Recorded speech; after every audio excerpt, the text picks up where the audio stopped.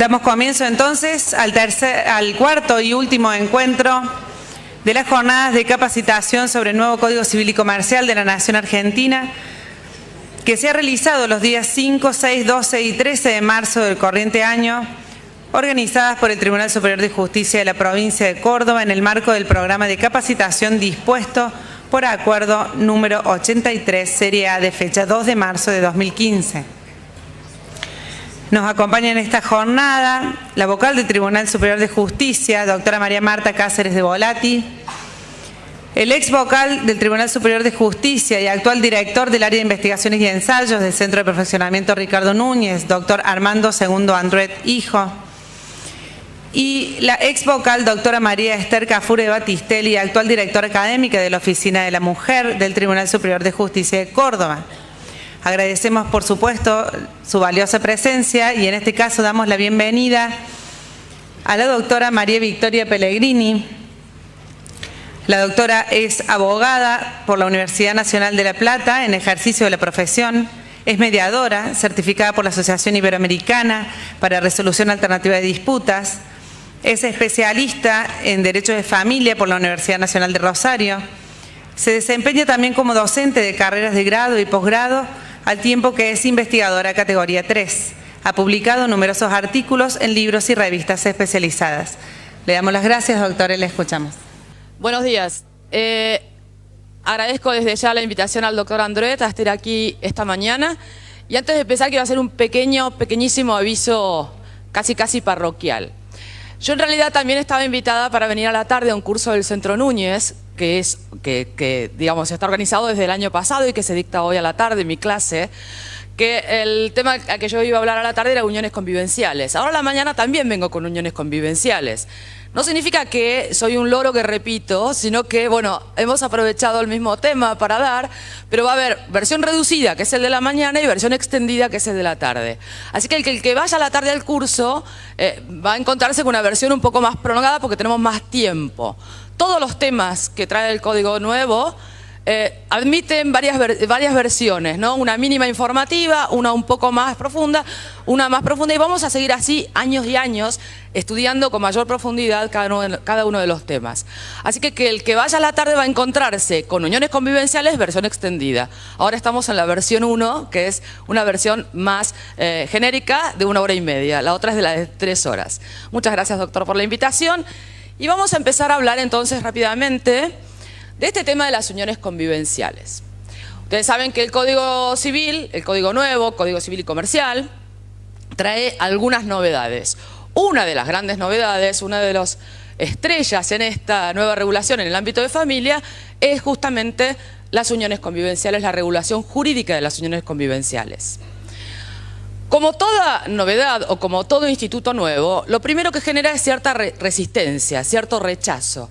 Porque estamos bastante más acostumbrados a hacer lo que ya venimos sabiendo hacer que asimilar figuras nuevas. Entonces, la primera sensación es, ¿para qué están regulando algo cuando en realidad justamente la libertad era lo que se caracterizaba o lo que caracterizaba ese tipo de uniones? Esa es la primera cuestión que uno debe intentar superar al plantearse una regulación específica sobre las uniones convivenciales. ¿Y esto por qué? Porque en realidad, ¿de dónde partimos o cuál es el punto de partida bajo el cual analizamos la regulación de las uniones convivenciales? Por un lado está esta cuestión del derecho a la vida familiar, derecho humano y derecho fundamental absolutamente reconocido, de carácter constitucional. Bueno, no voy a profundizar en esto, ya sabemos a lo que me estoy refiriendo, en el cual, o en virtud del cual, la forma de ejercer este derecho a la vida familiar admite o implica la posibilidad de distintos tipos familiares y no solamente la vida familiar de tipo matrimonial. Esto incluye la posibilidad de elegir cuál es el modelo familiar al cual yo quiero recurrir para ejercer este derecho a la vida familiar. Esto implica que todas las personas somos titulares del derecho a casarnos, pero al mismo tiempo el derecho a no casarnos, es decir, a no recibir ningún tipo de regulación jurídica con relación a la forma familiar que vamos a desempeñar o vamos a desarrollar, porque si no todos estaríamos obligados a llevar el modelo de familia matrimonial o organizar nuestra vida familiar en función del matrimonio. Por eso, en las convivencias o en las uniones convivenciales o en las formas familiares no matrimoniales, el eje central y el factotum de cualquier regulación está relacionado con el principio de la autonomía de la libertad, de la voluntad. La libertad como eje central en todo lo que esté relacionado a las uniones convivenciales o a las convivencias o familias no matrimoniales. Pero por otro lado, o sea, todo esto sabemos que está en nuestra forma de regulación. Por otro lado, a través del proceso de constitucionalización de derecho privado, que ya seguramente mis colegas han hablado y mucho, que ha hecho, digamos, surgir esta noción del derecho constitucional de familia, en el cual los principios fundamentales y los principios constitucionales invaden o sostienen toda la regulación infraconstitucional, ha hecho que fuese indispensable el reconocimiento del carácter familiar de una forma de establecer vínculos familiares no matrimoniales. Es decir, que la familia no matrimonial merece respeto y protección dentro del ordenamiento jurídico. Al mismo tiempo, un tema muy concreto y muy práctico hace que esta cuestión del principio de realidad, ¿no? Estaba pensando que el doctor Lorenzetti permanentemente se refiere al principio de realidad, que la falta de regulación, la falta de previsión legal ha provocado y provoca permanentemente que las personas, ante una situación conflictiva, ¿a quién van a recurrir? A los jueces para que resuelvan los inconvenientes que no están previstos en la legislación. ¿Y qué es lo que les pasa a los jueces permanentemente con estos planteos? A que tienen que tratar o bien adecuar de alguna forma las normas previstas para el matrimonio a las uniones convivenciales o buscar herramientas de los principios generales de derecho para encontrar solución. Así y en todos los temas. Cuando algo no está previsto en la ley, ¿quién es el que lo tiene que resolver? El juez. ¿Y de qué manera lo resuelve el juez? En base a principios genéricos o aplicaciones analógicas de otras normas. Pero la realidad es que cuando hay conflictos jurídicos, las personas van a buscar algún tipo de protección jurídica. Es decir, este ámbito de la libertad en el cual se desarrolla la vida familiar no está exento a que a través del principio de realidad vengan a plantearse conflictos jurídicos que alguien lo tiene que resolver y ese alguien es el juez. Por lo tanto, estas cuestiones previas son las que se debaten o las que están intrínsecamente relacionadas con la necesidad de la regulación de las uniones convivenciales. Porque esta es la primera pregunta que nos hacemos. ¿Para qué se regulan o por qué se regulan las uniones convivenciales? Justamente estos principios que la Corte Interamericana de Derechos Humanos ya lo dijo en Atala Rifo, que ustedes saben que, digamos, como miembros de la Convención estamos obligados a mirar y a seguir la jurisprudencia de la Corte Interamericana. Atala Rifo lo dijo clarísimamente, que el derecho a la vida familiar, o sea, no implica un concepto cerrado de familia, no implica solamente la vida familiar matrimonial. Textualmente ha dicho, constata que en la Convención Americana no se encuentra determinado un concepto cerrado de familia, ni mucho menos se protege solo un modelo tradicional de la misma. Al respecto, el tribunal reitera que el concepto de vida familiar no está reducido únicamente al matrimonio y debe abarcar otros lazos familiares de hecho, donde las partes tienen vida en común por fuera del matrimonio. Claramente, toda esta situación y este contexto en el cual la necesidad de brindar respuesta jurídica viene peticionada por las personas que forman familia por fuera de la forma matrimonial, ha hecho que, bueno, y los datos de la realidad también a través del principio de realidad son interesantes. El último censo nacional, el censo del año 2010, dio una serie de información estadística que es sumamente útil. Con respecto a la forma en que las personas en la Argentina hasta el año 2010 establecen vínculos familiares, el 40% aproximadamente de ellas, de todas las personas que están unidas familiarmente, el 40% lo hacen por fuera del matrimonio. Es decir, que casi o aproximadamente el 40% de las familias argentinas no son familias matrimoniales.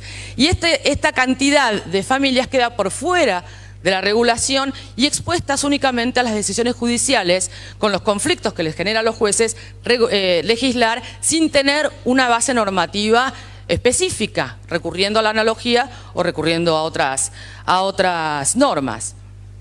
En conclusión, la necesidad de una regulación legal estaba, es decir, una de las grandes cuestiones a decidir con el Código Nuevo fue ¿Qué hacemos con las uniones convivenciales? ¿Se regulan, no se regulan? Ya para ese entonces había habido varios proyectos de ley en los cuales se intentaba brindar una regulación sistematizada a las uniones convivenciales. No era una absoluta novedad el reclamo y la necesidad de brindarle una protección integral, porque hubo proyectos de reforma previos, reformas parciales, no en la reforma general del Código me estoy refiriendo, para brindar una regulación jurídica a las uniones convivenciales.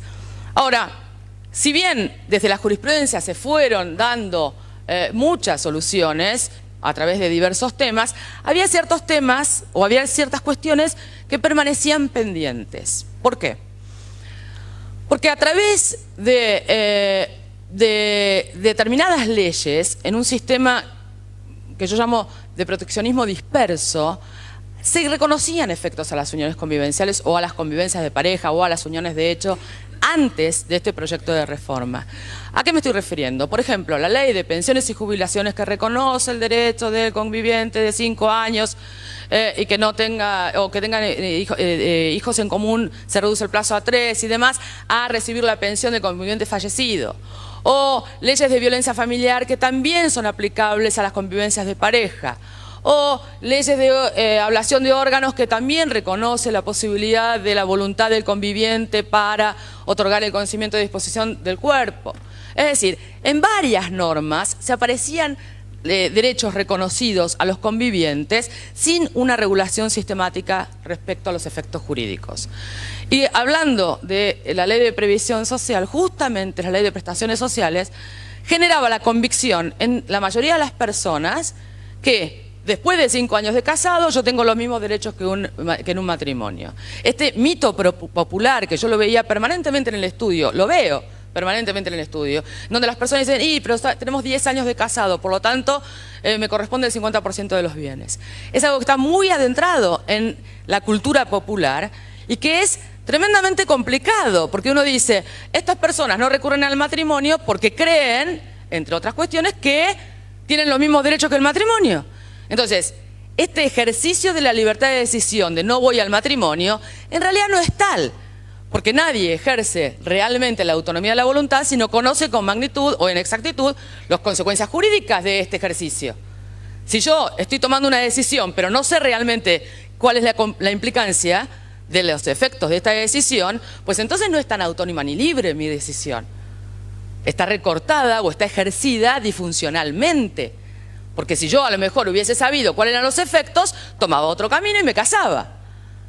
Por lo tanto, la necesidad de brindar una regulación jurídica integral emprolijaba o emprolija muchas cuestiones que hoy están dando vueltas. Y sobre todo, determinados efectos que no están previstos o que no están claramente previstos en el sistema pre-Código Civil y Comercial. Me refiero a los efectos durante la convivencia entre los conviventes, es decir, hasta hoy no hay ningún tipo de efectos en mantener una convivencia, pero por otro lado se le exige a terceros el reconocimiento de esta convivencia. ¿Qué efectos produce el cese de la convivencia? ¿Y qué efectos se produce frente a los terceros en virtud de esta unión convivencial? Esto es lo que en definitiva viene a regular el Código Civil y Comercial. Ante el planteo de regulación, o sea, tomada la decisión de regular, la segunda pregunta era ¿cómo regular?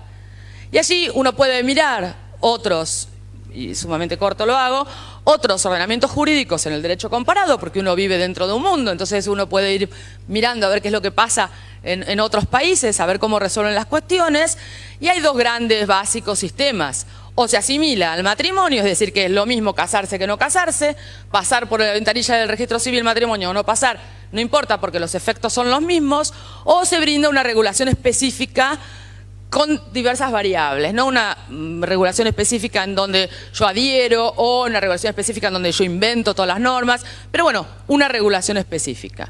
El Código Civil opta por este segundo sistema, por brindar una regulación específica que es la que trae el título tercero del libro segundo de las relaciones de familia. ¿Por qué? Porque la asimilación total impedía en forma absoluta el ejercicio del derecho a la libertad o de la autonomía de la voluntad. Porque si es lo mismo casarse que no casarse, no hay ninguna brecha posible a no ejercer el derecho a no casarse. Vamos a ir concretamente a qué es esto de las uniones convivenciales en el Código, porque me parece que es lo que más interesa. Todo lo demás, todo lo que dije hasta ahora, es necesario para tener en cuenta en qué marco está regulado lo que vamos a ver cómo está regulado. Pero a esta altura de las circunstancias, y hablando un poco recién con los doctores, en donde tenemos la urgencia de que en agosto entre en vigencia, decidí que esta charla fuese absolutamente práctica. Es ¿cómo vamos a hacer para aplicar la regulación de las uniones convivenciales? Esta pequeña introducción era para ver cuál era la cuestión interna que es importante tener presente para la interpretación. Pero propongo ahora que nos zambullamos en la interpretación concretamente. El 509, que es el primer artículo de este título tercero, específicamente define a quiénes va dirigida esta regulación, es decir, ¿qué se entiende por uniones convivenciales? El concepto que se utiliza, en realidad, es necesario que la ley diga a quiénes está dirigida la regulación porque se trata de una situación fáctica. Es decir, no tengo ningún elemento que me diga que esto es una unión convivencial. En el matrimonio es muy sencillo. ¿Por qué? Porque se trata de un acto jurídico en el cual voy ante un oficial competente, manifiesto mi consentimiento y eso hace nacer la figura matrimonio porque es un acto jurídico complejo que hace nacer la regulación. Una situación fáctica se trata de hechos, por lo tanto es necesario que la ley defina los contornos de cuál es la situación porque no tengo un elemento que me determine exactamente cuando estoy en presencia de una unión convivencial. Por otra parte, como ven por la definición que trae el Código, se trata de un proyecto de vida en común de carácter estrictamente familiar y de carácter pareja. Es decir, quedan excluidas uniones convivenciales o convivencias en los hechos de, por ejemplo, dos hermanos que se van a vivir a otra ciudad para estudiar y se sacan adelante, digamos, un departamento común y conviven. La idea es el carácter familiar, no las convivencias de tipo asistencial que podrían darse entre varias personas, entre otras personas. Es necesario hacer una interpretación sistémica de todas las normas del título tercero y no buscar en cada artículo la completud del sistema. Esto lo digo porque hay varios artículos publicados y a veces se detienen en determinados artículos dejando de lado otras cuestiones que pueden ayudar a interpretar o dar más completud a la interpretación. Para el reconocimiento de efectos jurídicos, es decir, ese tipo de situaciones en las cuales dos personas de igual o de distinto sexo, en vista de un proyecto en común, llevan adelante una convivencia, más o menos, dice el artículo siguiente, 510, bueno, pero para que ese tipo de unión produzca efecto deben tratarse de personas mayores de edad, que no estén unidas por parentesco, lógicamente, porque mantiene la limitante o el límite del incesto, de las relaciones incestuosas, quedan excluidas de esta regulación, que no estén casadas o en otra unión, porque también se mantiene el modelo monogámico, es decir, la monogamia existe para el matrimonio y también para las uniones convivenciales, en términos teóricos, aunque después no se sabe en la práctica. Y se establece un mínimo de 2 años para producir efectos. Esto, de esta decisión de fijar un mínimo legal, es decir, aquellas uniones convivenciales de más de 2 años van a producir los efectos previstos en el título tercero. Pero las uniones convivenciales de menos de 2 años no van a producir esos efectos jurídicos del título tercero. ¿Por qué? Porque no cumplen este requisito. Lo que no significa que no produzcan ningún efecto, como vamos a ver en un ratito. Algunos efectos producen dentro de la legislación, pero no los específicos de la regulación derivada del carácter familiar del título tercero. ¿Está? Entonces, ¿por qué los 2 años? Bueno, los 2 años se utilizó como un límite para garantizar cierta estabilidad en la unión. No significa esto que uno vaya cambiando de convivencias y siempre quede enroscado en efectos jurídicos de todas las convivencias. Aquellas de carácter más estables, fijando un plazo de 2 años como un límite, a ver, como todos los plazos legales, con cierta arbitrariedad, ¿no? 2 años, 3, 1. El término 2 años se utilizó porque ya venía la regulación de la Ciudad de Buenos Aires para las uniones de hecho que ya existía a nivel Ciudad de Buenos Aires, establecía el límite de 2 años. Bueno, 2 años en el derecho comparado era un límite habitual y bastante, en varios países se utilizaba este límite, por eso se decidió 2 años. Pero lo cierto es que había que fijar algún límite temporal porque la temporalidad da garantías de estabilidad. porque la otra herramienta era utilizar la presencia de hijos. Ahora, utilizar la presencia de hijos genera el problema que queda mucha gente fuera, porque hay personas que no tienen hijos, entonces quedaría fuera. ¿Y qué pasa con las personas que quedan fuera? Que van a ir a los jueces a pedir que solucionen sus conflictos y los jueces van a tener que aplicar analógicamente la norma. Entonces es preferible hacerlo más amplio y establecer el tiempo como límite para considerar que eso es una unión convivencial de las que producen efectos del título tercero. Y el tema de la registración y prueba, que es uno de los grandes temas que trae esto de la unión convivencial. Estoy yendo artículo por artículo, porque el artículo siguiente, el 511, dice: la existencia de la unión convivencial, su extinción y los pactos que los integrantes de la pareja hayan celebrado, se inscriben en el registro que corresponde a la jurisdicción local solo a los fines probatorios. No procede una nueva inscripción sin haber cesado la anterior. Es decir, la registración específicamente es a los fines probatorios, no tiene carácter constitutivo. Esto significa que una unión convivencial que no haya sido registrada produce efectos jurídicos del título tercero en la medida que se den todos los requisitos: mayores de edad, que no tengan parentesco, que no estén casados y que sea de 2 años. Aún no registradas van a producir efectos jurídicos. Ahora, aquellas registradas tienen un poquito más, un plus. Hay algunos efectos que van a producir solo las registradas. ¿Se entiende? Pero el registro no tiene carácter constitutivo, sino simplemente probatorio. Simplemente no es poca cosa, porque es de muy sencilla.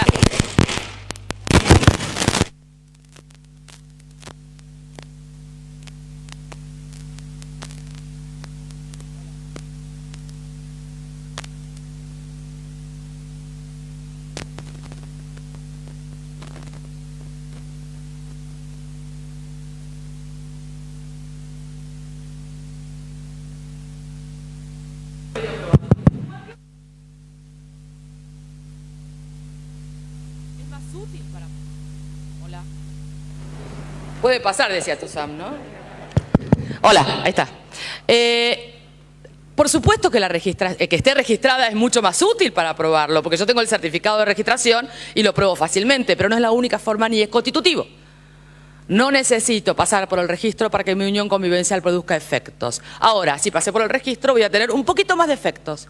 ¿Por qué? Porque hay algunos efectos que puedan afectar a terceros que solo serán procedentes si mi unión convivencial está registrada. Pero no significa que sea constitutiva, sino que es simplemente probatoria. Se toma así una postura intermedia en el cual los fines son probatorios y no constitutivos, y que la registración, es importante, sea efectuada por ambos convivientes. Esto para evitar que uno registre y el otro ni se entere que hubiera registrado. Por lo tanto, el oficial del registro que tome la inscripción deberá requerir que sean ambos los que estén pidiendo. Una pregunta habitual es: ¿y dónde se van a registrar? Porque por supuesto que ninguno de nuestros registros tiene prevista la ventanilla uniones convivenciales. El registro está organizado en virtud del régimen matrimonial, en donde las uniones convivenciales no tienen existencia legal. Bueno, por supuesto que en este tema, como en tantos otros temas del Código Civil, habrá que hacer adecuación de leyes posteriores y complementarias, como las registrales, que son de competencia provincial. Cada provincia tendrá que hacer adecuación de su normativa registral y crear en el registro civil de las personas el casillero o la ventanilla uniones convivenciales. Por lo tanto, yo podré ir a casarme y voy a pedir turno al registro civil, o voy a ir a inscribir mi unión convivencial, que quedará inscrito en los libros de actas de las uniones convivenciales. Esto que genera hoy temor, pero ¿dónde voy? Bueno, claro, va a haber que organizar esto, y sospecho, espero, pienso, quiero pensar que ya los gobiernos provinciales lo están regulando, para que el 2 de agosto alguien que quiera registrar la unión convivencial tenga dónde registrarla. Que este es otro tema en el cual, en un acto de sincericidio que estoy por cometer, este es otro tema muy, muy difícil que no me quiero desarrollar, porque la verdad que lo estoy estudiando, no lo tengo tan claro como para poder hablarlo, que es el tema de los efectos de la ley con relación al tiempo. Tema que nos va a urgir, a ver, como abogada, ¿qué hago con este asunto? ¿Lo apuro para llegar a sentencia antes que me venga el código porque me conviene más, o lo ralento porque me va a convenir más después? Entonces, la aplicación del tiempo, o sea, la aplicación de la ley en función del tiempo, es un tema muy serio, muy delicado, que va a tener mucha incidencia en esto también de cómo hacer para registrar o no, o qué tipo de uniones van a tener efectos o no van a tener efectos. Tema que la maestra Ida Kemmelmacher está estudiando muy profundamente, está en elaboración de su libro con respecto a esta cuestión, que lo advierto como un problema, pero por supuesto que no tengo ninguna forma de exponer cuál es mi posición al respecto todavía, porque estoy en estudio de esto. Consecuencias de esto que venimos hablando de la registración. Una unión convivencial no registrada también produce efectos jurídicos. No significa que no vaya a producir efectos, ¿por qué? Porque la registración no es constitutiva, sino probatoria. Una unión convivencial registrada, pero que cesó. Es decir, terminó la unión convivencial porque nos peleamos, no nos aguantamos más o por lo que fuera. Terminó la unión convivencial. Pero, ¿es necesaria la cancelación de la registración de esa unión convivencial registrada, pero que cesó, para que no continúen los efectos? ¿Me entienden? Tengo una unión convivencial registrada, por lo tanto produce todos los efectos. Aun cuando no estuviera registrada también hubiera producido efectos, pero además está registrada. ¿Tengo que ir a informar al registro del cese para que deje de producir efectos? No. ¿Por qué? Como las causas de cese son, después vamos a ver cuáles son las causas de cese, hay algunas causas de cese que son eminentemente fácticas, cesan si se produce la causa. No incide la registración o no registración o la cancelación de la registración. Pero nadie puede ir a registrar una unión si no canceló la registración de la anterior. Porque no se puede tener más de una unión convivencial vigente registrada. ¿Vamos? Bien. Ya estamos con esa. Podemos hacer entonces una primera clasificación. Tenemos uniones convivenciales que tengan que cumplir los requisitos de 509 y 510. Puede ser que estén registradas o no registradas. Es decir, puedo ir al registro o no. ¿Por qué? Porque como es probatorio y no constitutivo, no me exige la ley que vaya al registro para que produzca efectos. Voy si quiero.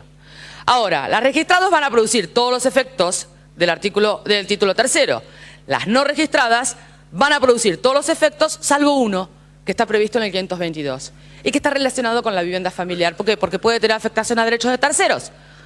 Si está previsto en el 522 la inejecutabilidad de la vivienda familiar, si yo no exijo la registración, claramente puedo burlar a mi acreedor si me llevo a alguien a vivir a casa y digo, tengo una unión convivencial, no me pueden ejecutar.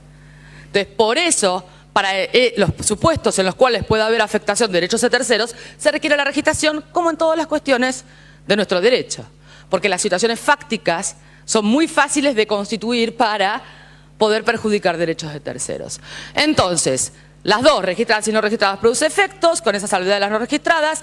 ¿Y qué efectos? En principio, vamos a ver ahora, las uniones convivenciales o las personas, los miembros de las uniones convivenciales pueden celebrar pactos de convivencia. Estos pactos de convivencia son los que van a regular o regir la vida de las uniones convivenciales, de las relaciones entre los miembros de la unión convivencial. ¿Por qué? Porque, como decía al principio, se privilegia la autonomía de la voluntad, es el eje central. Tenemos la posibilidad de autorregular nuestras relaciones familiares basadas en la convivencia. Pero no tenemos una autonomía de libertad tan libre, tan brutal. ¿Por qué? Porque hay ciertos límites que nos impone la regulación relacionado con cierto régimen primario, básico, ineludible, aplicable a un contrario a la voluntad de las partes. Me estoy refiriendo a un piso mínimo obligatorio, que yo nada más que para acordarme lo llamo PMO, como las prestaciones médicas obligatorias. O sea, PMO, el piso mínimo obligatorio, que es lo que no se puede evitar ni evadir. Es decir, son las consecuencias que sí o sí van a producir todas las uniones convivenciales, registradas, no registradas o con pacto en contrario. Entonces, el principio general está establecido en el 513. Las disposiciones de este título son aplicables, excepto pacto en contrario de los convivientes. Este pacto debe ser hecho por escrito y no puede dejar sin efecto lo dispuesto en los artículos 519, 20, 21 y 22. Es decir, en primer lugar, es la autonomía de la voluntad la que define la forma de regulación, los efectos que produce la unión convivencial. Ahora, si no dijimos nada porque no pactamos, o pactamos algo en contrario, es decir, tenemos un pacto y pactamos algo en contrario, es decir, la ausencia de pacto o el silencio de pacto va a hacer que sea aplicable todo el título tercero previsto en el Código Civil y Comercial. Ahora, aún habiendo pactado en contrario, el piso mínimo obligatorio es de aplicación obligatorio para todas las uniones convivenciales, con pacto, sin pacto. Son obligaciones que se imponen básicamente a todo tipo de uniones convivenciales. Vemos entonces que puede haber pactos o puede no haber pactos. Los pactos pueden ser completos de todos los temas o puede guardarse silencio en algún tema. Si es completo, va a aplicarse la autonomía, pero limitada. ¿Limitada por qué? Por el piso mínimo obligatorio. En todo lo que se guardó silencio del pacto, por ejemplo, si en el pacto previmos qué va a pasar con el uso de la vivienda, quién se va a quedar usando la vivienda, por supuesto que se va a aplicar lo que dice el pacto. Ahora, si no dijimos nada de compensación económica, vamos a tener que ir a la regulación del título tercero para ver cómo establece la procedencia o no de la compensación económica para ver si es posible reclamarla. Ahora, si pactamos la atribución de la vivienda y que nadie va a tener derecho a reclamar compensación económica, no voy a poder ir a la compensación económica. ¿Me siguen? Lo vamos a terminar de redondear cuando veamos todos los efectos. Pero ahí hay un juego importante de la autonomía de la voluntad que es necesario, con la visualización completa de los efectos, ver hasta dónde puedo yo pactar o no pactar y qué fuerza van a tener estos pactos. Esto es sumamente importante, porque la verdad que siempre está el reclamo presente de la doctrina y demás, del despliegue a la autonomía de la voluntad. Muy bien, hay posibilidades de despliegue a la autonomía de la voluntad, pero si no sabemos hasta dónde o qué es lo que se puede utilizar, difícilmente se utilice realmente. Algo que pasa también en sucesiones con el testamento.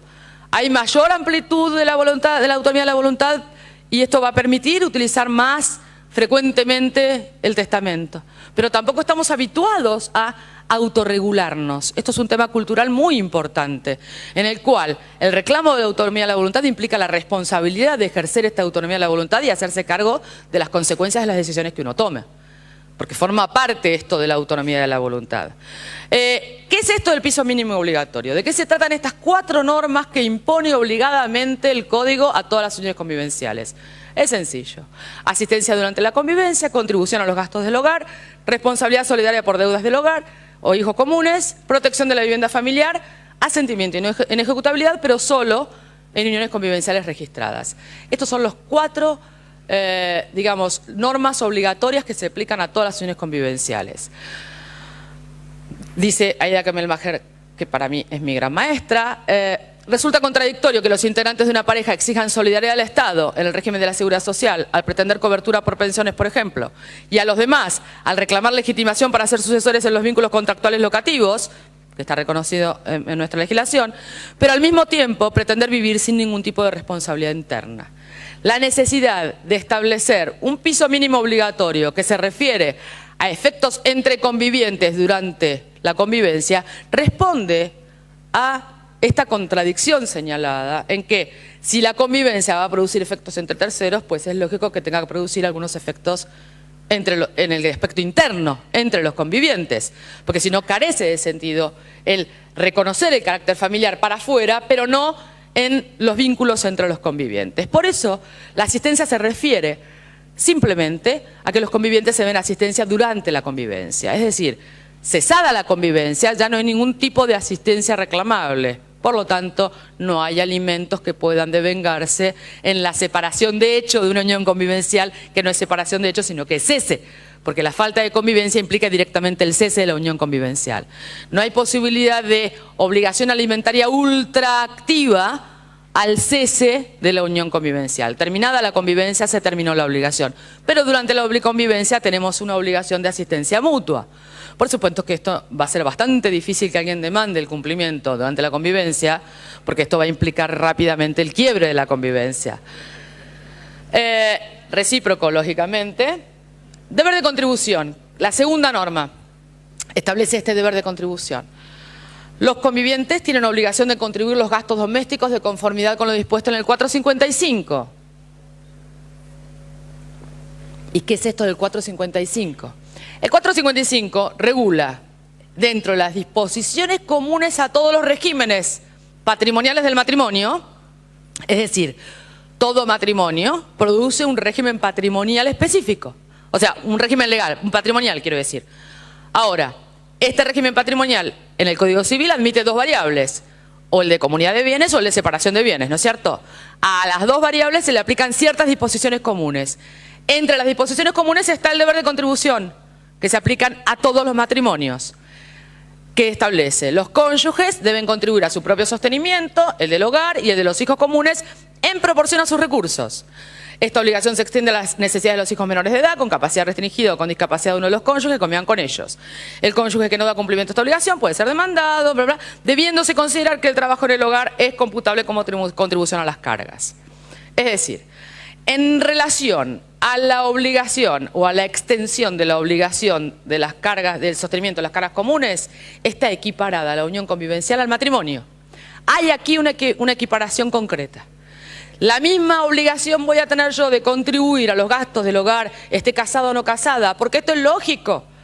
Si yo estoy viviendo dentro de un ámbito familiar, tengo que contribuir al sostenimiento propio, al sostenimiento de los hijos comunes y del hogar, esté casado o no casada, no varía esto. Pero es necesario que haya una norma que lo establezca, porque hoy no tenemos una norma que establezca esto. Ahora, es importante aquí resaltar que también, cuando uno explica régimen patrimonial, que el trabajo doméstico finalmente tiene valor económico. El trabajo doméstico deja de ser un trabajo invisibilizado, sin valor económico, para que expresamente deba ser computado como contribución económica.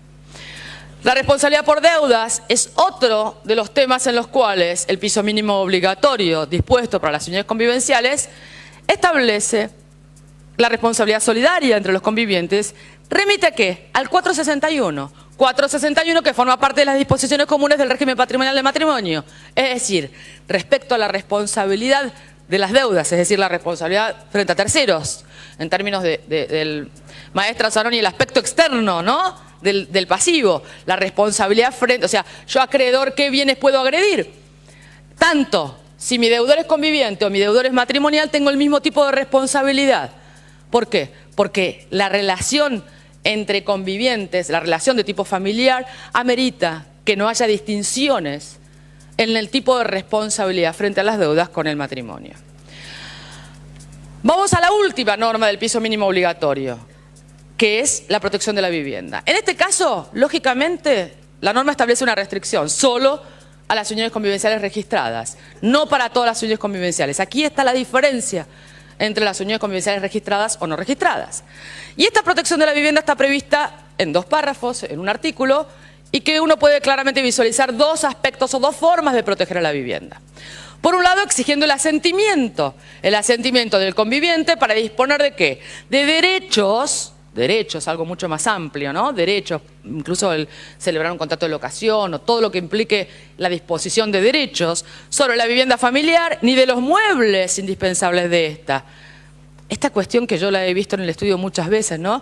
Que el que se va más rápido y se lleva la heladera, el televisor, la cama. Y ahora, doctora, ¿cómo hago para recuperar? Tráigame alguna factura. No, que voy a tener una factura de la heladera que compramos hace 15 años. Sonó, ¿no? No es algo menor la vivienda y los muebles, porque es algo esencial y básico. El juez puede, bueno, ni transportarlo fuera de la vivienda. El juez puede autorizar la disposición del bien si es prescindible el interés familiar no está comprometido, y si no media esta autorización, es decir, brinda la solución al hecho de que realmente se haya dispuesto sin autorización, el que no ha dado su asentimiento puede demandar la nulidad, resolviendo finalmente un conflicto que teníamos presente con el Código Viejo, dentro del plazo de caducidad de 6 meses de haberlo conocido y siempre que continuase la convivencia.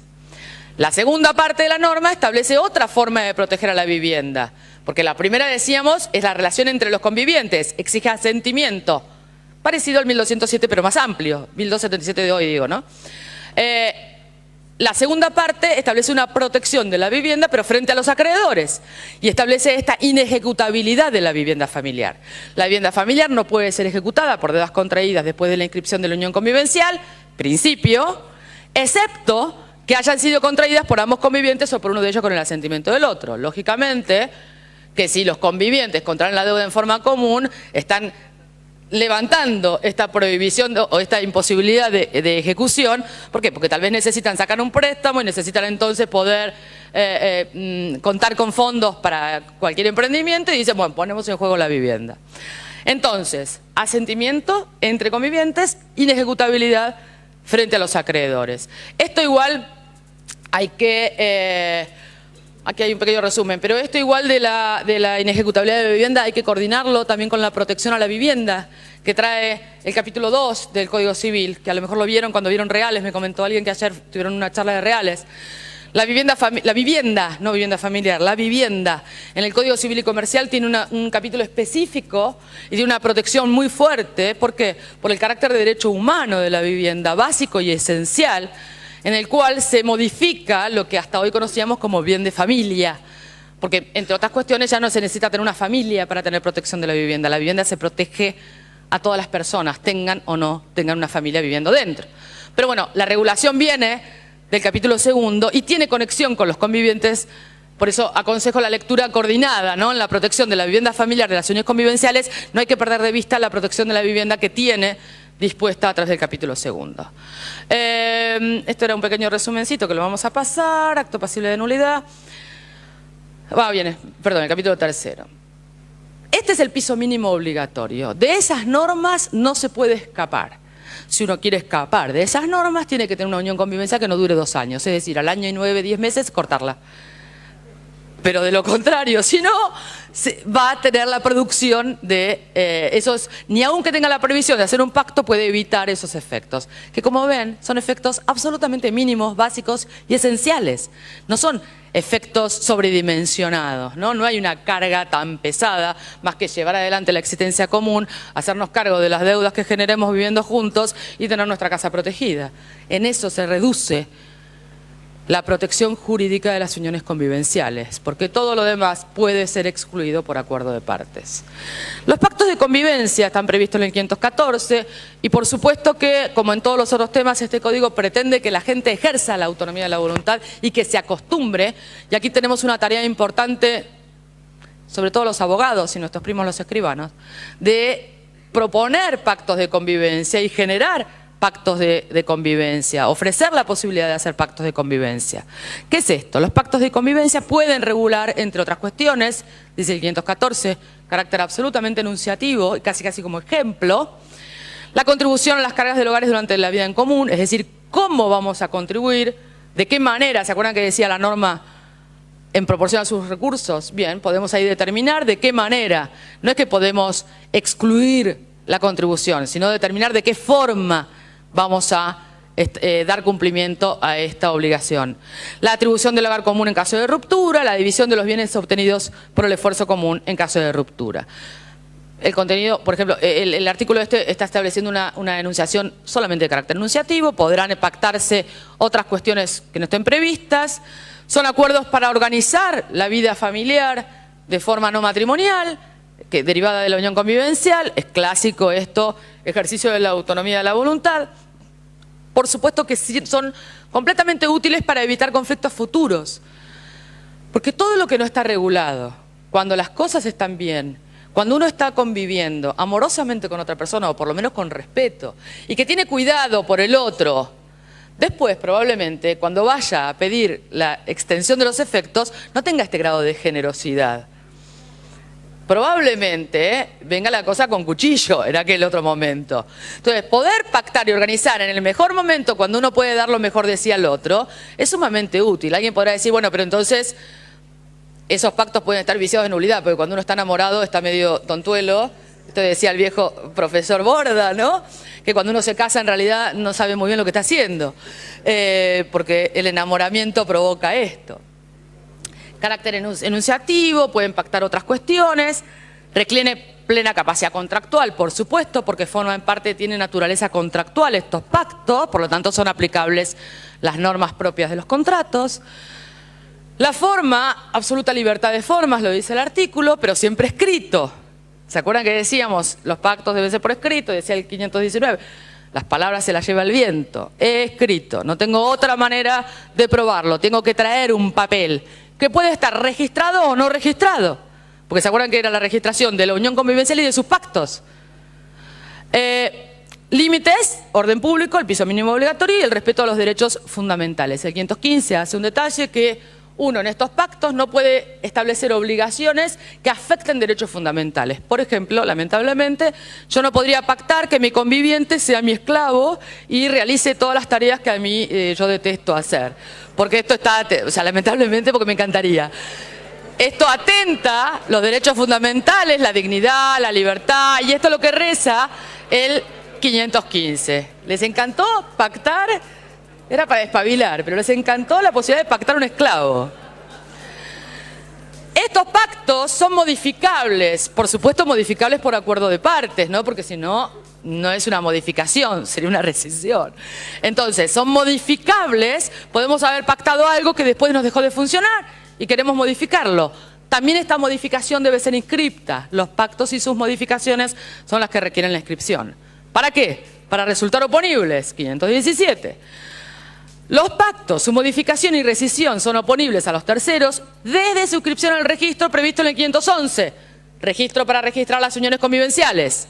¿Qué registro es? Sin duda el registro civil, donde se registren las uniones convivenciales.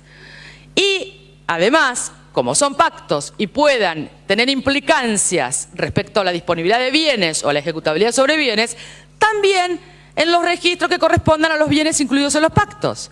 Tendré que ir al registro inmobiliario. Otra tarea para el Estado provincial de regular también, que esto no sería tan difícil. Acá no hay tanta modificación que hacer más que aceptar la inscripción del pacto. Pero no va a ser necesario, ¿por qué? Porque se va a, por lo menos provincia de Buenos Aires, que es lo que más conozco, a la plancheta de dominio se le va a incorporar también que existe un plástico, que existe un pacto con respecto a el titular de ese bien o los titulares de ese bien. Los efectos extintivos del cese de la convivencia son oponibles a terceros desde que se inscribió en estos registros cualquier instrumento que constate la ruptura. ¿Por qué? Porque la ruptura, el cese, también va a tener incidencia. ¿Por qué? Porque va a dejar de producir los efectos, con lo cual los efectos registrales también van a quedarse modificados ante el cese. ¿Cuáles son, entre los efectos generados durante la convivencia o reconocidos por la legislación con respecto a los bienes? Que este es el gran tema, ¿Qué hacemos con los bienes? En principio, las relaciones económicas entre los integrantes de la Unión se rigen por lo regulado en el pacto. Es decir, nosotros establecemos de qué manera vamos a llevar adelante nuestra relación con respecto a los bienes. A falta de pacto, cada integrante de la Unión ejerce libremente las facultades de administración y disposición de los bienes de su titularidad. El que titulariza, administra y gestiona, con la restricción regulada en este título para la protección de la vivienda. Va a requerir el asentimiento para determinados actos, o sea, los derechos de disposición sobre la vivienda familiar y de los muebles. Por lo tanto, se mantiene el criterio que la titularidad hacia la gestión y la administración, pero esto lo podemos modificar con un pacto. Entonces, en el pacto podemos prever que para, por ejemplo, disponer de cualquier derecho de cualquiera de los bienes de cualquiera de los dos, se va a requerir el asentimiento del otro. Esto es algo que admite la posibilidad de pacto. ¿Por qué? Porque dice a falta de pacto. Con lo cual, yo a través de un pacto puedo establecer normas que protejan aún más el patrimonio que se hubiese podido hacer. Porque supongamos que no se haya tenido la precaución de todo lo generado se ponga en condominio 50 y 50, con lo cual ambos van a tener que codisponer. Porque ha sucedido que no lo pusieron así por alguna cuestión. Pero queremos protegernos los dos. Y reconocemos que los dos tenemos derecho a las dos cosas, a todo lo que hemos generado. Entonces, para la disposición o administración podemos establecer una cláusula en el pacto en el cual nos impongamos la exigibilidad del asentimiento mutuo, por más que la ley no lo hubiera previsto, pero es pasible y es posible pactar. Porque el límite a los pactos está dado por el piso mínimo obligatorio. En todo lo demás, creatividad. O sea, creatividad dentro de los marcos de lo que te puede permitir el código en la aplicación de todas las normas, ¿no? En esto es posible. Preeminencia a la autorregulación, por ejemplo, que todo sea administrado por los dos, que uno administre determinados bienes y otros otro. O sea, el contenido de los pactos puede ser muy amplio. Acá eran algunos ejemplos que se me han ocurrido. Si no hay regulación, rige la separación de patrimonios. Cada cual es dueño de lo que tiene y gestiona y administra lo que tiene dentro de su patrimonio, salvo las restricciones respecto a la vivienda familiar, que la vivienda familiar es la que está protegida por el 522, aplicable a todo tipo de uniones. ¿Y qué pasa cuando termina la convivencia? Este rojo arriba del negro queda muy feo. en los efectos del cese de la convivencia, porque hasta ahora estábamos viendo todos los efectos durante la convivencia, ¿no es cierto? Ahora, se terminó el amor, se terminó lo que fuera que hubiese sostenido esta convivencia, esta forma familiar no matrimonial denominada unión convivencial. ¿Qué es lo que va a pasar? Primero tenemos que saber cuáles son las causas del cese de la unión convivencial. Causas determinadas por la ley. En el 523, una serie de incisos establece cuáles son las causas de cese de las uniones convivenciales. La muerte, sentencia que declara la ausencia con presunción de fallecimiento, el matrimonio o nueva unión de uno, que se haya casado mi conviviente sin avisarme, un poco doloroso. Matrimonio, no es necesario. El matrimonio entre convivientes, ¿por qué? Puede ser que, y esto también da la pauta, que los motivos por los cuales la gente se va a vivir junta, porque también cuando uno piensa en una regulación tiene que pensar, ¿y por qué la gente viene a vivir junta? Porque si la gente va a establecer una convivencia sin ir al matrimonio, y uno dice, no, es porque libremente están ejerciendo su derecho a no casarse y no quieren ninguna regulación.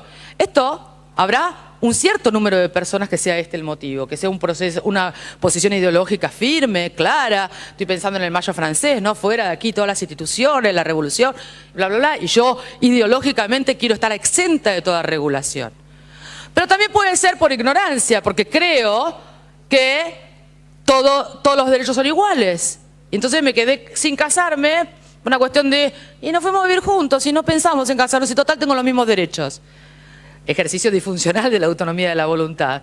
O puede ser que estemos probando y digamos, vamos a probar un poquito, a ver cómo viene esto, a ver si me aguanto o no me aguanto, verte todas las mañanas acá al lado. O sea, veníamos bien, vamos a probar y después vemos si nos casamos. Bueno, si decidimos casarnos después de una convivencia, nos fuimos del régimen de unión convivencial y nos pasamos al matrimonio. Por eso el matrimonio entre convivientes funciona como cese de la unión convivencial y empezamos a arreglarnos o regular nuestra relación en base a lo que establece el matrimonio.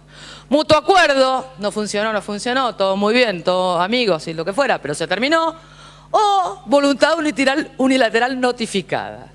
Esto a mí me da mucha risa, perdón que me tiente, pero redactar la carta documento de te informo que se ha terminado es bravo. Pero es cierto que el código admite que si yo notifico fehacientemente el cese, el hecho de notificarlo, expresarlo en forma fehaciente, hace que la unión convivencial cese. Un poquito desagradable recibir esa carta documento, pero bueno. O el cese de la convivencia, no la interrupción, no que yo me vaya por 3 meses a estudiar a España determinado tema, sino el cese de la convivencia. Terminar de convivir en los hechos hace que esa convivencia deje de tener efectos. ¿Se entiende? No podemos hablar de una separación de hechos porque hace cesar, termina, fulmina con los efectos de la unión convivencial porque hace que cesa la unión convivencial si dejamos de convivir. Estas son las causas. Vamos a ver los efectos. Producir alguna de estas causas establecidas por la ley, solo esas causas son las que van a provocar el cese. El Código establece que se pueden producir 4 grandes ceses a la unión convivencial. En primer lugar, la compensación económica. La compensación económica, ahora vamos a ver un poquito más. En segundo lugar, la atribución del uso de la vivienda, quién se va a quedar viviendo, que es uno de los grandes problemas que se generan ante todos los quiebres, sea de convivencia o sea del matrimonio, quién se queda viviendo en la casa. La atribución del uso de la vivienda por muerte, porque vimos que la muerte es una causa de cese, entonces también puede ser que el problema no sea entre convivientes o exconvivientes, sino entre convivientes y los herederos del conviviente, ¿no? Que tiene que ver si tiene derecho a usar la vivienda. Hoy en el Código Civil no hay posibilidad de usar la vivienda. El conviviente de una persona que fallece después, por ejemplo, de 40 años de convivencia, puede ser que venga el hermano del conviviente, porque no hay más, no hay hijo, no hay nada, el hermano que no lo ve hace 30 años y ordene que esta mujer o este hombre que convivió 20, 40 años quede en la calle porque puede disponer de la vivienda. Esto era un problema muy serio en el contexto de la falta de regulación, porque dejaba expuestas a personas que habían compartido la vida y no habían tenido la prevención de tener derechos, ni tampoco de hacer un testamento, ni tampoco, o O sea, no habían sido previstas las consecuencias y quedaban expuestos a perder la vivienda. Y el segundo efecto es cómo se van a distribuir o qué hacemos con la distribución de los bienes que hubiésemos adquirido durante la convivencia o que ha adquirido alguno de ellos durante la convivencia. Vamos a ver qué es esto de la compensación económica. Compensación económica, que es otro de las grandes novedades del Código Civil y Comercial. Digamos, es una figura que no está registrada en el Código Civil derogado, pero todavía en uso. Es un momento extraño este, ¿no? Estamos usando un código que está derogado y estamos con lenguaje de un código que todavía no está en vigencia plena. Es un momento extraño, pero muy entretenido. La compensación económica, que es otra de las grandes novedades y una de mis grandes obsesiones, porque la verdad que es un tema sumamente interesante, consiste en lo siguiente. También también es un efecto previsto para el matrimonio. Cesada la convivencia, el conviviente que sufre un desequilibrio manifiesto, que significa un empeoramiento de su situación económica con causa adecuada en la convivencia y su ruptura, tiene derecho a una compensación. Esta puede consistir en una prestación única o en una renta por un tiempo determinado, que no puede ser mayor a la duración de la unión convivencial. Deben haber tenido ya alguna clase de divorcio, ¿no? En donde están los efectos del divorcio y deben haber hablado ya de la compensación económica, porque es un efecto también previsto para el matrimonio. Termina el artículo. Puede pagarse con dinero, con el usufructo de determinados bienes o de cualquier otro modo que acuerden las partes o en su defecto decida el juez. Es decir, la primera parte del artículo 524 establece cuáles son los elementos o cuáles son las circunstancias fácticas que se tienen que presentar para que resulte procedente una compensación económica. La compensación económica es un efecto propio del cese de la unión convivencial, pero no significa que todo cese de toda unión convivencial vaya a producir compensación económica. Vuelvo. Para que yo pueda pedir la compensación económica tiene que haber cesado, o sea que la compensación económica requiere del cese de la unión convivencial. Pero esto no significa que todo cese de unión convivencial produzca compensación económica. ¿Por qué? Porque para que se dé la compensación económica, yo necesito que se presenten estos tres elementos, que son circunstancias fácticas, que se tienen que presentar además del cese. ¿Cuáles son estas circunstancias que se tienen que presentar? Que se produzca un desequilibrio. Gracias. Que se produzca un desequilibrio manifiesto, que ese desequilibrio implica un empeoramiento, no cualquier desequilibrio. Todo cese de convivencia o de matrimonio produce un desequilibrio. Es más barato vivir juntos que separarse, lo sabemos. El desequilibrio patrimonial se genera por el propio cese. Por eso tiene que ser un desequilibrio matrimonial calificado. Tiene que implicar un empeoramiento, uno quedó peor que el otro, y que tenga una causa concreta. ¿Cuál? El matrimonio en la ruptura. No que nos fue mal en la vida, no que vino la crisis, sino que la situación de matrimonio y ruptura es la que generó que el cese provoque esta situación. El 525 establece pautas para su fijación, que no voy a desarrollar, pero que quiero destacar, que no tiene ninguna relación con las causas del cese. Es un sistema absolutamente objetivo, en el cual se produce el desequilibrio, pero no me importa por qué cesó. Él, porque siempre son él, puede haber sido el malo más malo más malo, y que provocó el cese, y que provocó el cese de la unión convivencial, y sin embargo puede ser el que haya quedado en inferioridad de situación. Sí, está alejado a la culpa. Tienen que producirse ese desequilibrio patrimonial en base a determinadas pautas que están relacionadas con la situación de vulnerabilidad que provoca el cese de la unión convivencial. Es una herramienta para lograr cierto punto más o menos equiparado entre ambos convivientes que compartieron una vida en común. Atribución de la vivienda. El uso de la vivienda puede ser atribuido a uno de los convivientes si tiene a su cargo el cuidado de los hijos menores de edad con capacidad restringida o con discapacidad, o si se acredita la extrema necesidad. Solamente en estos dos supuestos, que tenga hijos a su cargo o que esté en una situación de extrema necesidad. No todo conviviente luego del cese tiene derecho a la vivienda, solo alguno de estos dos supuestos. Él tiene un plazo de que no podrá exceder de 2 años, a contar desde el cese de la convivencia, y se puede establecer una renta, un uso, o sea, un canon locativo a favor del conviviente que no va a poder disponer de los derechos de esta vivienda. Me estoy apurando porque me apuraron. Inmueble, porque me fui de tiempo. Inmueble, entonces es procedente en estos únicos 2 casos, con un plazo determinado a criterio judicial, pero el juez no puede cualquier límite, sino que hay un límite legal establecido en la norma, no podrá ser más de 2 años.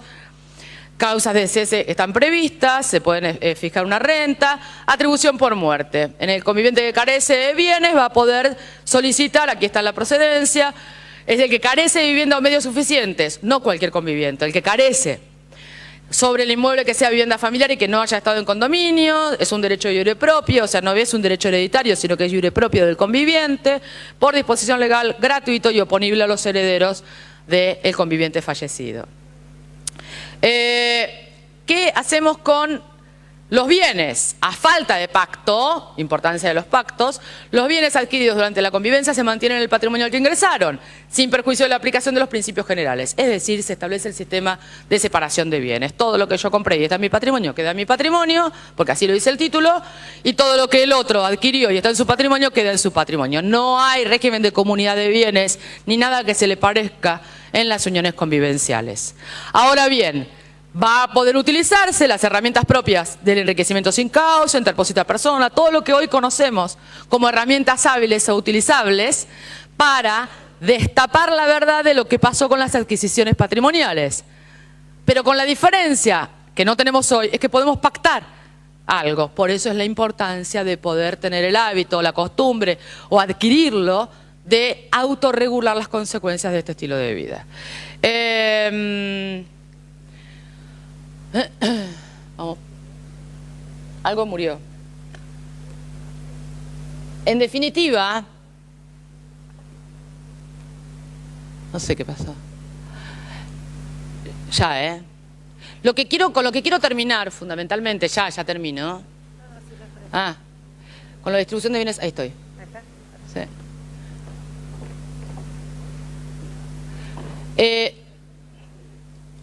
¿Se aplica lo pactado? Bueno, la figura es la de siempre, enriquecimiento sin causa, me voy a ir de acá porque es demasiado largo. Y esta es la versión corta, la extendida es la otra. Quiero terminar con esto. A lo largo de toda esta charla, ustedes pueden haber pensado, bueno, pero al final, ¿qué es lo que me modifica con el matrimonio? Porque con toda esta regulación que está hablando esta mujer sin parar, termina estableciéndose un estatuto a mi vida que se parece demasiado al matrimonio. Porque acá la dificultad estaba en brindar una regulación que acercara al matrimonio, pero que no superpusiera al matrimonio. Porque si no, era directamente mucho más fácil hacer la remisión directa a todas las normas del matrimonio. Era necesario regular un sistema en donde hubiese alguna diferenciación, pero que no quedara expuesta la relación no convivencial a no ser una relación de familia. ¿Por qué? Porque esto era inconstitucional y porque los problemas la gente se los iban a pedir a los jueces que los resolvieran. Y para el juez siempre es mucho más sencillo que lo esté previsto en la norma y no que tener que buscar a ver qué norma me brinda la solución. Ya bastante problema tienen los jueces con la interpretación de las normas como son, como para que tener que estar buscando alguna que se le parezca un poco para que entre en el caso concreto que tengo. Por eso yo hice una serie de cuadros respecto a la diferenciación entre matrimonio y uniones convivenciales para ver si podemos visualizar que es diferente casarse que no casarse en el derecho argentino hoy, y también va a ser diferente casarse o no casarse en el derecho argentino o en el régimen argentino después del 1 de agosto. Con respecto a la configuración, el concepto es exactamente igual, tenemos el mismo modelo familiar atrás, monogámico, con indiferencia del sexo de las personas que lo integran. Los impedimentos son los mismos, la forma en las uniones convivenciales es solamente a los fines probatorios, pero no constitutivos. En cambio, el matrimonio, solamente hay matrimonio si paso por el registro civil. Si yo me caso en una playa diciéndonos todo lo que nos amamos, eso puede ser un show para la revista Caras, pero no es matrimonio en sí. Los efectos durante la convivencia o durante el matrimonio, también hay diferencias. Los alimentos del matrimonio están previstos para el matrimonio, durante la convivencia matrimonial, en la separación de hecho y excepcionalmente después del divorcio. En cambio, en las uniones convivenciales, solo durante la convivencia. No hay ultra posibilidad de vigencia de alimentos posteriores al cese de la unión, sí previstos para el divorcio en forma excepcional. El carácter es obligatorio. ¿Por qué? Porque forma parte del piso mínimo obligatorio. No puedo evitar este efecto en ninguno de los dos casos. La contribución por gastos. Acá vimos que hay una remisión directa. Es igual. En esto sí hay una remisión directa con respecto a la contribución por los gastos. Directamente lo dice en forma expresa, remite al 455. Con lo mismo con la responsabilidad por deudas. El tipo de responsabilidad solidaria es exactamente igual estemos o no estemos casados, porque a los acreedores poco le importa si su deudor está o no está casado. La responsabilidad es exactamente igual. Con respecto a la protección de la vivienda, la diferencia es que solamente las uniones convivenciales registradas, no toda unión convivencial va a provocar esta protección. Pero en cuanto a la extensión, es lo mismo. ¿Por qué? Porque la vivienda es un derecho básico y esencial. Por lo tanto, el hecho de que esté casado o no casado no puede ser un limitante para la protección que se brinda a la vivienda familiar. Ahora, vamos a los efectos ante el cese que no integran el piso mínimo obligatorio. Aquí sí podemos ver diferencias de varios tipos. Unión convivencial. Solamente va a ser procedente la atribución de la vivienda para el conviviente que tiene hijos o para el conviviente que esté en extrema necesidad. En cambio, para la atribución del uso de la vivienda previsto para el divorcio, como efecto del divorcio proveniente de un matrimonio, cualquier cónyuge, no importa si está en estado de necesidad o si tiene o no hijos. Van a establecerse determinadas pautas, pero no tiene esta exigibilidad de procedencia, no tiene esta restricción de procedencia que sí se impone en el caso de los convivientes. El plazo en el matrimonio es siempre judicial, lo decide el juez libremente, el plazo de atribución de la vivienda. Puede ser 5, 6, 7 años, de acuerdo a las circunstancias fácticas. En las uniones convivenciales también lo decide un juez, pero tiene un techo establecido por la ley. No puede ser más de 2 años. Es decir, la protección del uso de la vivienda en la unión convivencial también por el plazo es más corta que la que se le brinda a los matrimonios. Porque el juez puede decidir libremente el plazo que le corresponda de acuerdo a las circunstancias fácticas. En cambio, las uniones convivenciales tienen un techo legal. El carácter es pactable, yo lo puedo excluir en el pacto. Puedo decir que ninguno de los dos va a hacer uso de este efecto y es pactable, ¿por qué? Porque no integra el piso mínimo obligatorio. En cambio, a todo matrimonio le puede resultar aplicable la exigibilidad de la atribución del uso de la vivienda. Lo mismo con la atribución de la vivienda por muerte. Solamente el conviviente sin vivienda ni acceso ni posibilidad de adquirirla. El cónyuge no tiene ¿por qué acreditar situación de necesidad? Cualquier cónyuge podrá pedir la atribución o ejercer el derecho real de uso por cónyuge supérstite, también previsto en el 2003-83. Las causas de cese están previstas para la unión convivencial. En cambio, sorpresivamente, no hay más causas de cese del derecho real de habitación de cónyuge supérstite para los cónyuges previstos en el sistema sucesorio. El carácter es pactable, también yo lo puedo excluir porque no integra el piso mínimo obligatorio. Sin embargo, en las uniones convivenciales no puedo hacer nada. Todos los matrimonios tienen como efecto esta posibilidad. La compensación económica, aquí la gran diferencia a tener en cuenta es que la compensación económica es procedente también para el caso de todas las causas de cese, entre ellas la muerte del conviviente. Va a poder configurarse compensación económica aún ante la muerte del conviviente. Situación que no sucede en el divorcio. ¿Por qué? Porque o en el matrimonio, porque en definitiva, como el conviviente no tiene vocación hereditaria, es diferente la situación que está colocado con respecto a los cónyuges. También es pactable. Las relaciones patrimoniales, pacto. En el matrimonio voy a tener la posibilidad de comunidad o de separación de bienes. El supletorio es de separación entre los convivientes, en cambio el supletorio en el matrimonio es el de comunidad de bienes, porque si no digo nada se aplica el de comunidad de bienes. La distribución en la unión convivencial no hay ni distribución, cada uno mantiene en su patrimonio lo que haya adquirido, salvo que se aplique el enriquecimiento sin causa, bla, bla, bla.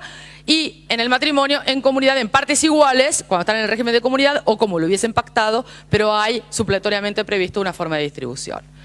Hay equiparación en estas 3 grandes cuestiones.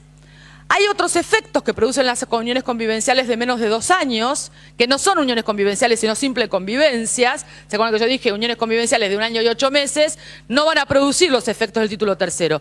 Pero no significa esto que no produzcan ningún efecto. Por ejemplo, la legitimación del conviviente para el reclamo del daño no patrimonial, en el lenguaje del Código Civil y Comercial, no exige la norma que sea un miembro de unión convivencial, sino simplemente conviviente.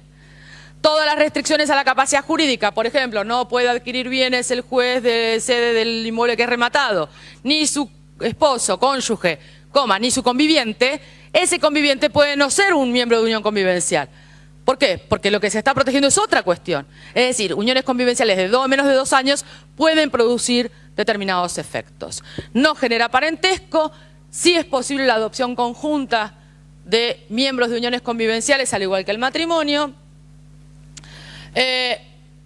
Como conclusión preliminar, y lo llamo conclusiones preliminares porque yo estoy convencida que como en tantas otras cuestiones, la construcción de un sistema jurídico requiere de muchos actores. Y nosotros ahora estamos en una etapa sumamente interesante. Hemos pasado toda una etapa de elaboración de Código Civil nuevo, ya está el Código Civil sancionado y está por ser aplicado. Se viene una instancia sumamente importante que es la interpretación y aplicación, darle contenido real a las normas previstas, que por supuesto este darle contenido real va a completar el proceso reformativo, porque hay que ver ahora de qué manera se aplican las normas, pero que estas normas están pensadas y están previstas como una respuesta a una necesidad social, porque de todos modos se producían los reclamos jurídicos, los reclamos en sede judicial. Se ha tenido en cuenta las interpretaciones jurisprudenciales que se venían desarrollando, porque no es nada que nunca hayamos escuchado, nunca oímos en cualquier materia que hayamos estudiado. Se diferencia la regulación entre el matrimonio y en las uniones convivenciales, porque no es lo mismo estar casado hoy en la Argentina que no estar casado. Y tampoco va a ser lo mismo a partir del 1 de agosto estar casado o no estar casado, porque los efectos son diferenciados entre una y otra figura. Y, en definitiva, yo quería cerrar con estas palabras de mi querida Ida. Elevar a la categoría jurídica de normal lo que a nivel de calle es plenamente normal. En efecto, de eso se trata. De asumir que el sistema jurídico, cuidado, no solo las leyes, pero también ellas, se encuentra al servicio de la sociedad, a cuya evolución y valores prevalentes ha de irse adaptando en una compleja relación dialéctica de recíproca influencia, coloreando con nuevos matices los viejos principios generales que, desde la atalaya constitucional, presiden los ordenamientos de los países democráticos. Se viene esta otra segunda etapa. Creo que va a ser muy, pero muy entretenida y ya nos veremos dentro de unos años repasando los fallos jurisprudenciales respecto al Código Civil y Comercial, que esta va a ser una tercera etapa en esta evolución, con lo cual tendremos que seguir estudiando muchos años más. Muchas gracias por la atención.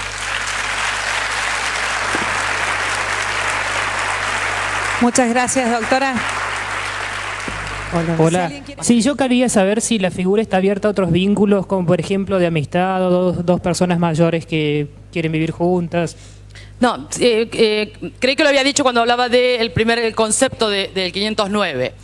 La idea que subyace en esto es una relación de tipo pareja. Por eso están establecidas las relaciones entre convivientes en virtud de un proyecto familiar de pareja, excluidas otro tipo de uniones de carácter asistencial, que pueden ser dos hermanos que viven juntos. Me acuerdo siempre de la película de Gasalla y Graciela Borges, que son dos hermanos que viven juntos. O sea que esto puede suceder, pero no son pasibles de este tipo de regulación, porque es una regulación específica. A ver, nada obsta que se haga un pacto y que dos hermanos establezcan las pautas de convivencia, y esto va a ser un pacto de convivencia, pero no de unión convivencial. Es más contractual que de este tipo de unión convivencial. Por aquel lado. Sí, quería preguntar acá si estuvo en estudio y si existe una posibilidad cierta de que exista un derecho sucesorio entre los convivientes respecto de la vivienda. Respecto de la vivienda, derecho sucesorio, o sea... De la vivienda que compartieron, si puede haber una posibilidad de que haya un derecho sucesorio respecto de esa vivienda. Derecho sucesorio técnicamente, o sea, a ver, le voy a decir lo que yo sé. No significa esto que no haya, o sea, significa que hay muchas cosas que no sé. Parto de ahí. Que haya habido en estudio, que haya en estudio, esto no se lo puedo decir yo porque yo no estoy en el Congreso. Pero derecho sucesorio, yo interpreto, o le reconocemos vocación sucesoria al conviviente, o le reconocemos el derecho de uso o de habitación por causa de muerte, que esto sí está reconocido en el Código Civil y Comercial. Pero que por un plazo... Está bien, pero quiero decir, primero, es un derecho iure propio, no es un derecho de carácter sucesorio, que por supuesto se genera ante la muerte de mi conviviente, pero no deriva del llamamiento sucesorio. Deriva del hecho jurídico muerte, nace un derecho en título propio que es mío. Al igual que, por ejemplo, si yo fuese beneficiaria de un seguro. La muerte provoque que se dispare el seguro y yo soy la beneficiaria, pero no es derecho hereditario, es iure propio. Entonces, la atribución del uso de la vivienda por causa de muerte está prevista en el Código Civil. A partir de agosto, perfectamente reclamable y funcionable y oponible contra los herederos del conviviente fallecido. Que es muy distinto a decir que tenga que tenga vocación sucesoria. En el Código Civil y Comercial no tiene vocación sucesoria el conviviente, por más que esto hubiese sido, a mi entender, y ahora estoy hablando a título personal, sumamente importante. Yo lo hubiese reconocido con vocación hereditaria del conviviente, tal vez con otra protección y que no fuese legitimario, tal vez que no fuese forzoso si queremos mantener cierta diferencia, pero sí que hubiese tenido llamamiento, es decir, que pudiera excluir el conviviente a el hermano, por ejemplo. Haber jugado con el orden. Esto no fue así. Se decidió política legislativa, la política de los pequeños pasos, de nada de regulación, vayamos a alguna regulación, pero no vayamos a todo. También en el sistema sucesorio, y yo creo que tienen una clase de derecho sucesorio, seguramente, claro, lo van a ver, al reducirse la legítima se amplía la posibilidad de testar. Entonces las personas en uniones convivenciales, por supuesto que pueden llamar a su sucesión a los convivientes en virtud de un testamento. También tendremos que acostumbrarnos a ejercer la autonomía de la voluntad y testar, porque hoy no estamos acostumbrados a testar, un poco por la legítima tan alta y otro poco porque no queremos pensar en la muerte. Entonces, derecho sucesorio directo, y hasta lo que yo sé, no. De hecho, no corrió la posibilidad. Muchas gracias. La doctora. Bueno, quería hacerte una pregunta, ¿no? Sobre todo por la incidencia que tiene el Código Civil en las otras ramas del derecho.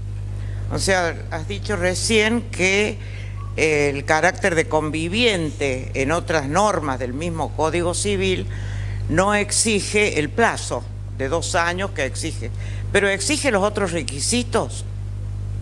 Para porque, ver si por es ejemplo, conviviente o los no. otros requisitos son que no existe un matrimonio u otra unión anterior. Sí, ¿Esa persona se va a considerar conviviente o no?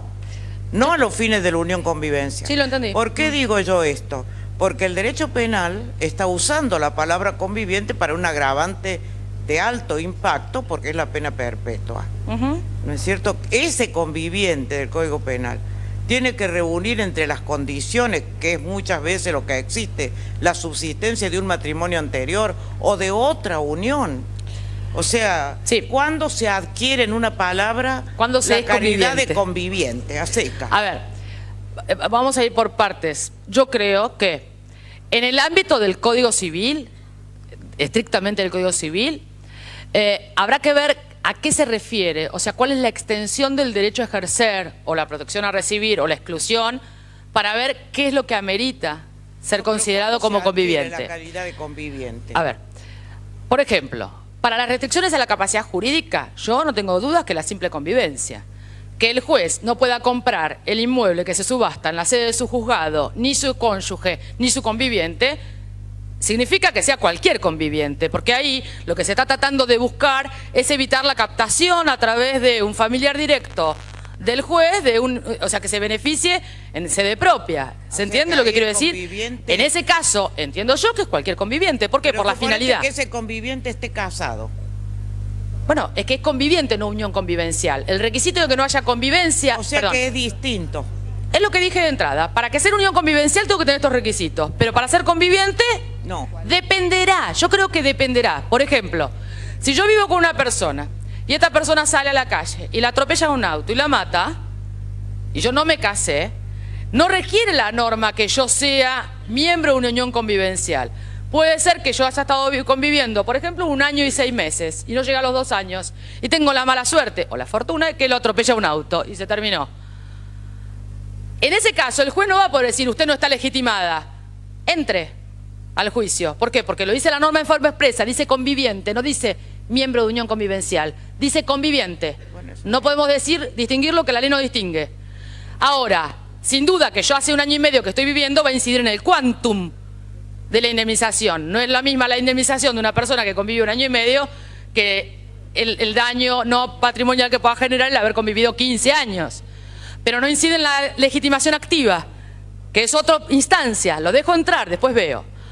Dentro de la inteligencia del Código Civil, yo creo que es fácil poder distinguir de acuerdo a la finalidad y de acuerdo a unión convivencial o conviviente. Ahora, la relación con otras ramas del derecho es algo sumamente interesante, porque no solamente en el derecho penal, que el derecho penal, como tiene la exigibilidad del tipo penal, es más estricto, con lo cual conviviente es conviviente. Yo, si fuese penalista, digo, esto no es unión convivencial, lo que me exige conviviente. Pero, por ejemplo, el derecho tributario. En derecho tributario va a haber que hacer toda una reforma en la forma de, bueno, que no se metan más con el derecho tributario, pero digo, porque la carga siempre tributaria es muy pesada. Pero la verdad que los convivientes en el ámbito tributario no tienen ninguna visibilidad. Las personas casadas tributan de una forma, las personas solteras tributan de otra. Los convivientes, y ahora debería modificarse esto. Es decir, toda la regulación del derecho civil incide en otras ramas como a veces más que lo que otras ramas inciden en el derecho civil. Y bueno, estamos en un proceso de construcción colectiva de un sistema en donde se modificó una pata que era imprescindible modificar, porque el serio problema del Código Civil sin modificar era la cantidad de inconstitucionalidades que se venían dictando a lo largo y ancho de todo el país. Se termina transformando en inseguro un Código Civil que es un colador. Entonces, era imperiosa la necesidad de reforma. Reformado el Código Civil y claro, va a haber que hacer reajustes en todos lados. Yo entiendo que cuando exige unión convivencial y cuando exige conviviente no se está refiriendo a la unión convivencial. Está bien.